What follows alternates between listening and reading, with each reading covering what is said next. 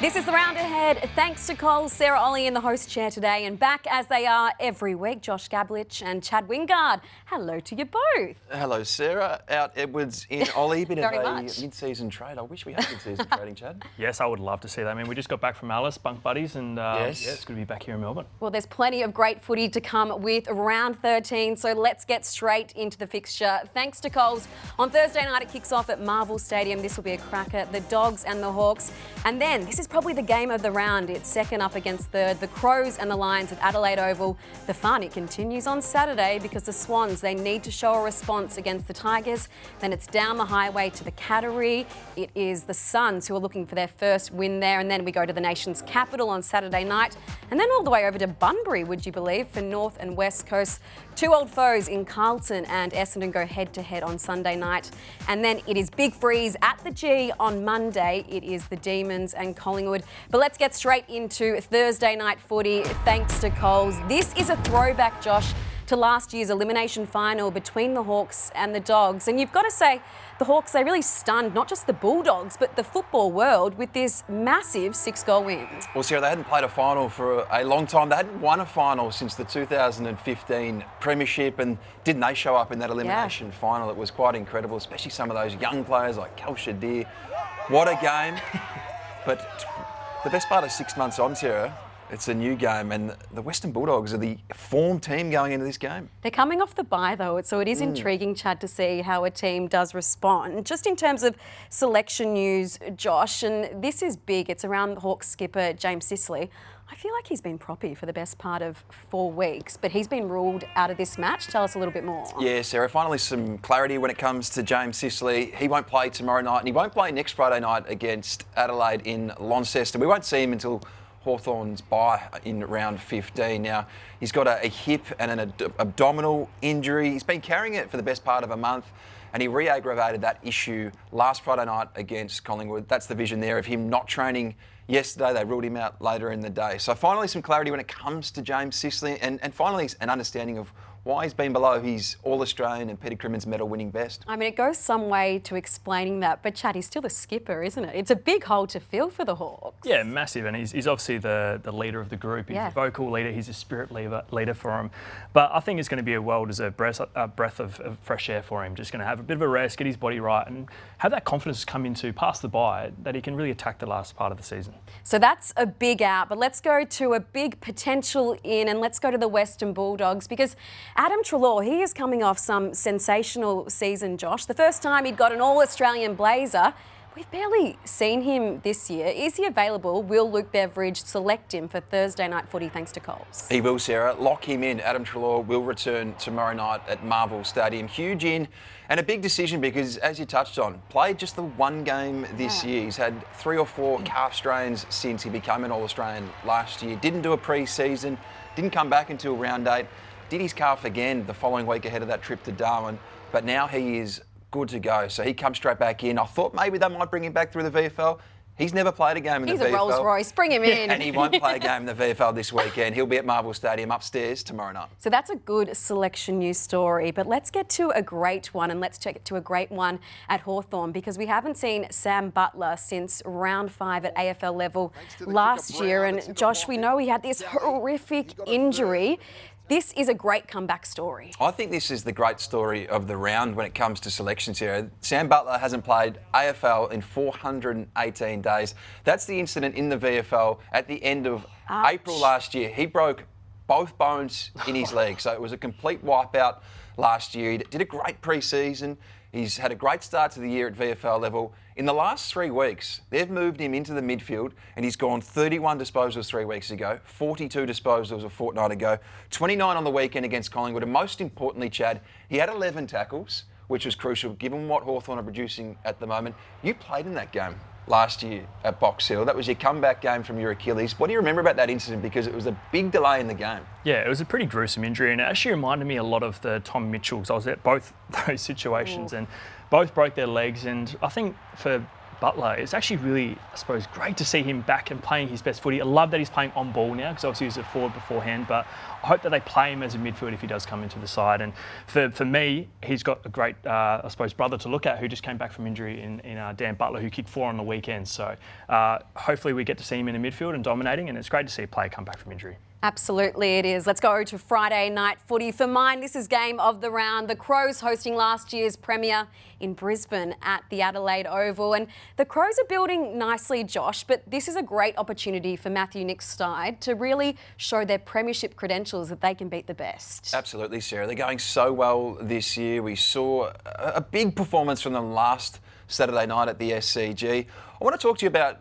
their recruits, because it's been a big focus across the last 6 to 12 months when you consider what they've brought in. And Chad, we get seduced every October by the big names and the key role players. The 3 players they brought in, James Peatling, Isaac Cumming and Alex Neal-Ball, and they didn't jump off the page during the trade period or during free agency, but they didn't give up a great deal to get them. It was essentially 2 second-round picks. They got a future third and a future fourth back collectively.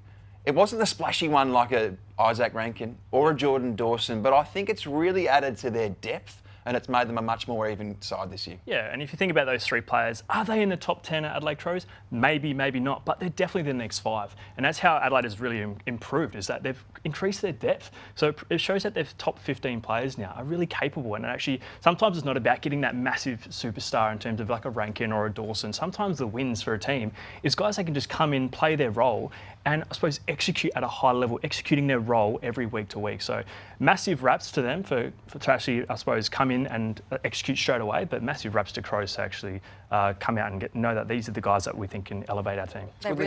They allow other players to shine as well, Josh, is what we've seen. And if we're thinking of lesser lights, well, the Brisbane Lions have one running around in their defensive half by the name of Noah Answorth. And we will get to some of the key defenders making waves a little later in the show. But this is a bloke, Josh, that turns up every week and gets the job done against some of the most dangerous forwards in the competition. Is he going under the radar, Noah Answorth? He's a premiership player, Sarah, and I reckon he could walk through Melbourne and not many people would know who he is. I think he's the most underrated premiership player at Brisbane. They rate him so highly internally. Look at his numbers this year. He is stacking up the scalps. Liam Ryan's there, Bobby Hill's there, Nick Watson is there. He's conceded 5 goals for the year. Aside from the poor performance against Jack Higgins in round 7, it's 2 goals in total. He was a nightmare for Isaac Kako last week. And I think that the thing worth noting when it comes to Noah Answorth is Brandon Starcevich comes out of that side in round 1. We don't know when we're going to see him again due to the concussion battles he's dealing with. Noah Answorth has stepped up and gone to another level. Chad, we never see these players named in the All-Australian team. Rarely do we see them.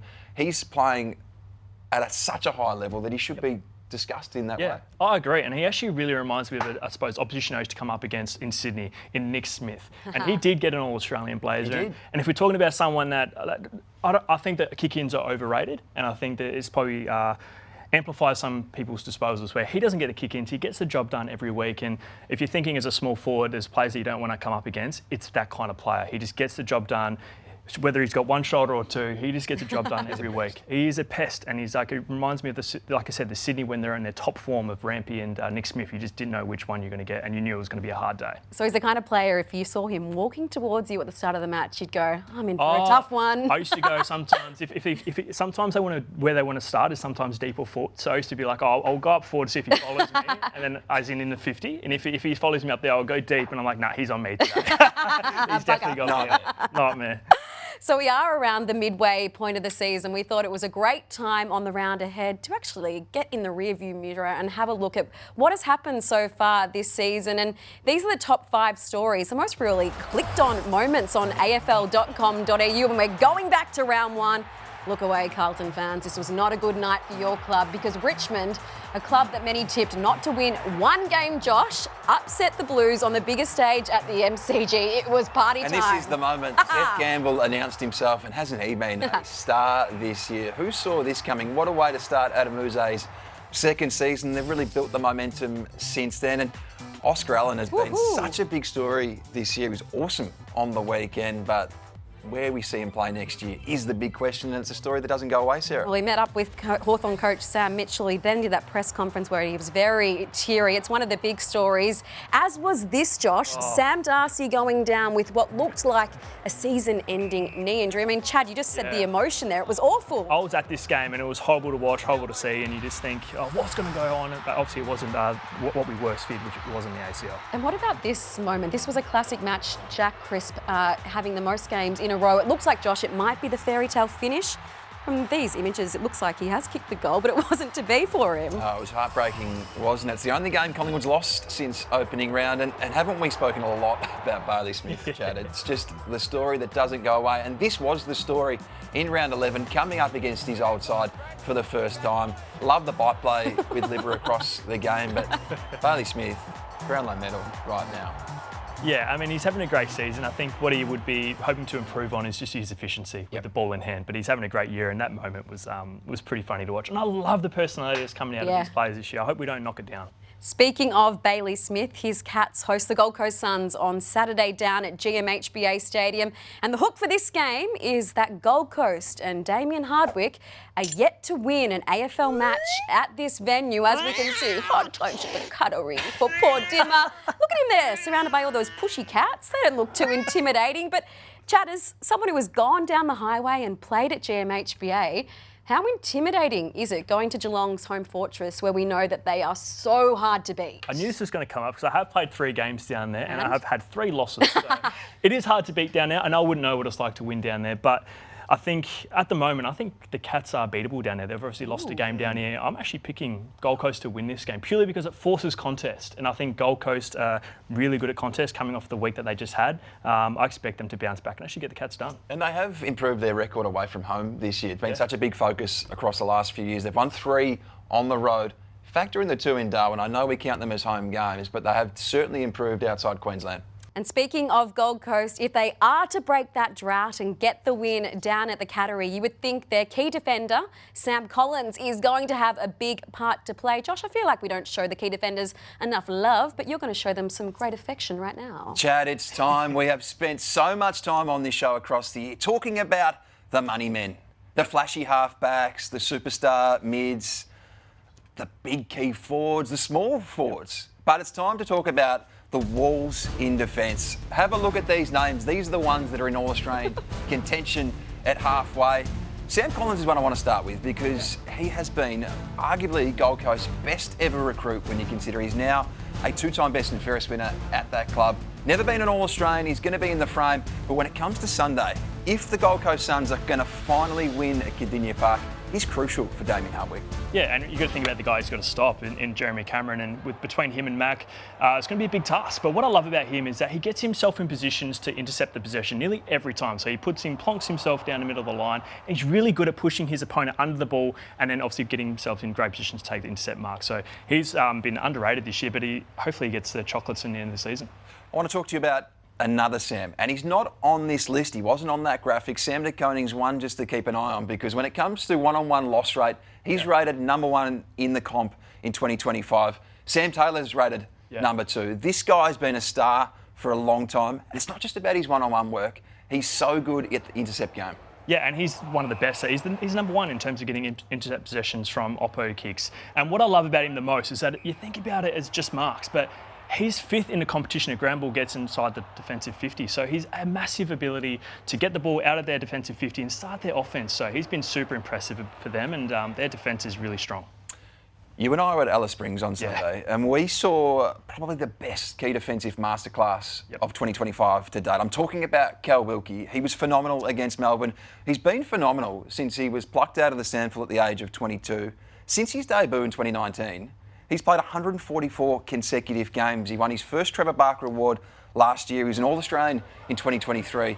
He is the number 1 rated key defender in the game, and we saw why on Sunday. Yeah, and he's the number 1, I suppose, in terms of disposals and marks for a key defender as well. And we saw him on the week, and he had 30 disposals. He had that many intercept marks, and there's almost at one point that Melbourne were actually kicking to him. That's how good he was. And what I love about him is that it is a steal for him. He's massive for him. Think about Keziah Wanganeen-Malira, but he's another guy in the defence there, along with Sinclair. They're looking really solid as a unit.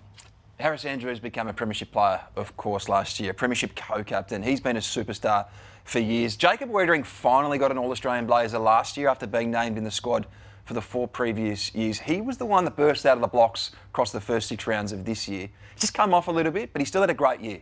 Yeah, and he doesn't get a lot of love, but what I love about him, if I was, suppose, someone picking up a key defender, is that he doesn't concede goals. He averages 1.4 goals conceded against, which is the best amongst this list. So he doesn't get much love, but geez, he gets the job done. And geez, Sarah, it's a bloody good list. And geez, Josh, is that Harris Andrews as Thor? I think you're right. How good's the hair? He looks a bit more like Legolas with that blonde locks flowing, but nice job by you guys. It's nice to give the key defenders a little bit of love. Let's get on to King's birthday eve at the MCG. I love it when Carlton come up against Essendon. There's always some fireworks there. The Blues coming off the bye and the Bombers coming off that really plucky loss against Brisbane, where it was Nate Caddy who absolutely set tongues wagging. And of course, this draws a comparison this week, Josh, when it comes to Blues superstar Charlie Curnow. I mean, you can see why the comparison is there, not just the prowess around goal, but the spunk, the way they carry themselves, and also the tank. Nate Caddy certainly has that, like Charlie Curnow. Well, Sarah, we've been hearing this comparison since his draft here, even earlier as a bottom major when he really did burst onto the scene for recruiters. They were taking 2 picks apart in their respective drafts. Nate Caddy at pick 10, Charlie Curnow at pick 12, and if you look at their starts to their AFL careers, they're pretty similar. I reckon last Thursday night was the best 2-goal game we've seen so far this year. It was so exciting what he did. And as you touched on, it was the swagger. It was the way he carried himself. And that's what key forwards have done for 150 years, Chad. The best ones have that aura. And Nate Caddy certainly has that, and a deep trick bag, as we saw there. Yeah, exactly right. And what I love about him, he doesn't have as much pressure as he does as Curnow, because, Curnow had the franchise on his shoulder at one point, getting the Coleman and, being a superstar that he is. So he's an absolute freak. But like I said, promising signs for a kid that's obviously been high in the draft, and now it's getting his time to shine. And look at Charlie there. He's so young because, of course, this was in his first 21 games. But it is exciting to see the ceiling for Nate Caddy because he's still in the infancy of his career. And last week against Brisbane as well, he was essentially the key forward at times and absolutely dominating. So it is something to salivate about, Josh, when you think Curnow at one end, Caddy at the other. I know, I can't wait. He's up to 14 goals already this year, 6 games with multiple goal performances, 3 against Sydney. And if you look at Curnow's second year, he kicked 20 in that year. So I think we'll see Caddy go past him. Curnow kicked 34 in his 3rd season when he really did start to explode before all the knee issues in the early stages of his career. But Nate Caddy, he's a reason to go watch the footy, and he's a reason to go on Sunday night. Let's stick at the MCG. That's where round 13 concludes on Monday. It is the D's coming up against the Pies, and it is Big Freeze at the G, the 11th instalment. Neil Danaher continues to inspire everyone in his fight against motor neurone disease. This is a good opportunity, guys, to have a look at the tape and see some of the best moments when it comes to the slide, which will be prominent again on Monday. And Nick Riewoldt, not one to not shy away from the limelight, I guess you could say, Josh. It's iconic, isn't it? That's the one that sticks out to me in my memory when I think to the slide, Chad. Yeah, and this one is well fades. It's not his best. Yeah, and he hurt himself. He did his hammy? Yes, right here. You can see he hurt his hammy. Ouch. Probably not the best exit I've ever seen. No. And that's why you've got to think about what you wear, because when you get out of that icy cold water, which I would not go too well in, you get quite heavy, Josh. And you just saw there, Fags, you just tripped over at the last moment. When you're wearing a robe like that, and that's how he did his hammy. So, of course, you can donate in the fight against MND as well. There's plenty to like on the football field. And when it comes to veterans, so many are winding back the clock. They're ageing like a fine wine, the colour that I'm wearing indeed today. And Josh, Jamie Elliott fits this category to a plum. He's kicked 33 goals already this season. The most ever in a season is 39. We're only at round 13. It's remarkable. I know, and he kicked 39 in 2023 when they won the premiership. That was from 24 games. So to think that he's on 33 from 12 sums up how well he's going right now. Across the last 6 weeks, he's kicked at least 4 times. So many clutch moments across his career. And Chad, so many clutch moments this year. It's why we're loving the way he's going about it. He's almost 33. He looks like he's got 2-3 years left of footy. Like, he's had so many issues with his body across the duration of his career, with his back, with his feet. But right now he's playing career best football, just like a steel side bottom, at the twilight. Yeah, and he's averaging 2.8 goals a game. But what I love him most, he's actually second in the competition for scoreboard impact, and he's only behind Jeremy Cameron. So it just shows that he's not just kicking goals, he's impacting the game all over. And what I love about him early in his career was his high-flying marks. He was one of my favourite players that I've ever seen in a small forward, and one that I really looked up to. We're similar ages, but I really love the way that he goes about it. I mean, Jamie Elliott could kick for my life because he is so clutch. Can we say that about anyone at the D's though, Chad? Because this has been the Achilles heel last week, 721 against St Kilda and 134, 154 for the year. They are so wayward in front of goal. It's frustrating. Yeah, and it was frustrating. We were both there, and we saw the second half missed shots. It was 1 goal 12 for Melbourne in the second half, and it was a really perfect day, wasn't it, Josh? Yeah, it was perfect for football, and they kicked 8 behinds in the last quarter. That was it. They had the first 2 shots of the last quarter in the first 2 minutes in the corridor. Yeah. And that was the glaring issue.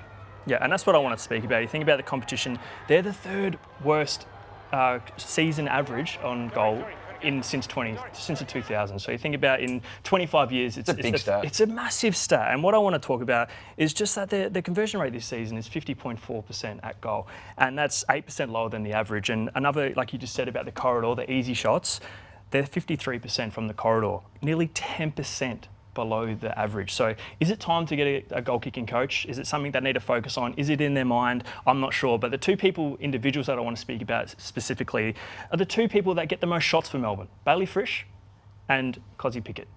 Kozzy Pickett is averaging 4.9 shots at goal per game. That's the 3rd most in the competition. He's 5% below his career average, but Bailey Frisch, who's normally a dead eye. Yes. Think about clutch, you think about guys who you want the ball in hand when it's a set shot. He's nearly 15% below his career average this year. 15%. So they're leaving scores on the park, and they're potentially leaving 4 points on the park, Josh. No, I'm with you on that. And 15% doesn't sound a lot, but it is when it comes to goal kicking conversion rates. That is a massive decline. It's the reason why he was dropped early in the year, part of the reason why he went back to Casey.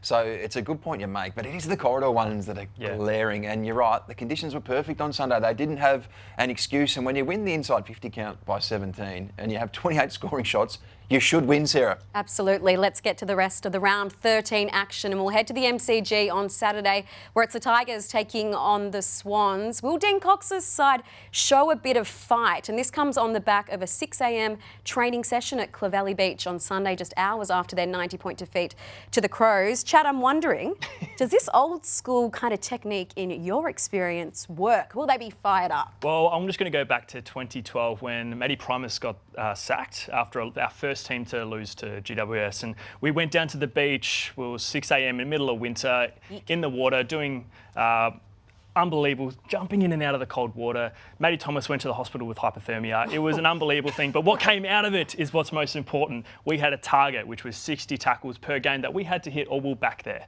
and contested possession. So get back to basics. It kind of puts you back in what we got a lot to play for. And Buddha Hocking took over.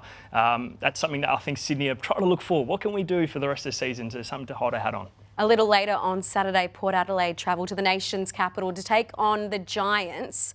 It's getting tough for Ken Hinkley, isn't it, Chad? They sit at 4 and 7. Could this be curtains for Ken if they suffer another defeat? Because we know he doesn't want to hang around if finals are very much out of reach. Yeah, I think if Port Adelaide lose, it'll be Kenny Hinkley's last game. Yeah. I think that has to be. I think you're talking about the future of the Port Adelaide, and I love that team, but you've got to think about what's next. I mean, it'll be 4 and 8.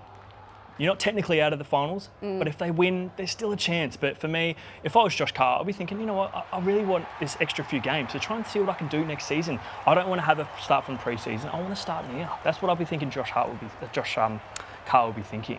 And Kenny Hinkley, is it time? I think it is. Well, let's go from Canberra to Bunbury. And this is a North Melbourne home game against West Coast. Josh, why are they in the West, Alistair Clarkson's side? Yeah, this is a good question, Sarah. Clearly you don't want to be selling games if you can afford not to, but given where North Melbourne are at, I think it makes a great deal of sense. It's very lucrative commercially. They make $2.5 million per year. It's a 3-year deal. It's for 2 games.